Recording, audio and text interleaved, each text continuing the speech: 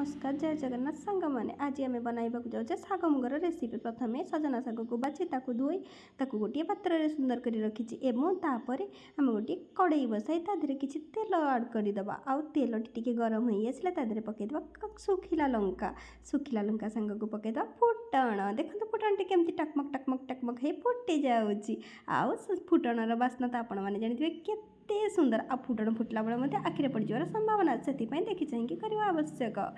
देखो फुटण टी केते सुंदर भाव फुटी आसूपर आम पकईदे तादेह कौन ना धोई रखि शाग को मतलब सजना शाग पकाई सारापर आम आज गुरुवार स्पेशल आम रखीचे सजना शाग आ मुगर रेसिपी। सजना शाग को पकाई सारापर टिके लेउटाई पेउटाई दबा कहीं शाग लेउटाई पेउटाई देलापर सेटा नरमी जापर आम रखी सीझाई डाली और आलूर मिश्रण को मुग डाली और आलू को जो सीझाई ताकू पकईदे शागर पकाई सारापर पुणी टी घाटी दबा घाटी देले से मिसीज शाग सहित।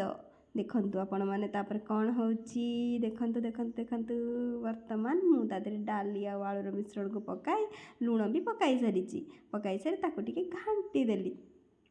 घाटी सारापर देखंतु मोर प्रस्तुत हो शाग मुगर रेसिपी। आज गुरुवार खाई समस्त खुशी होता लाइक शेयर।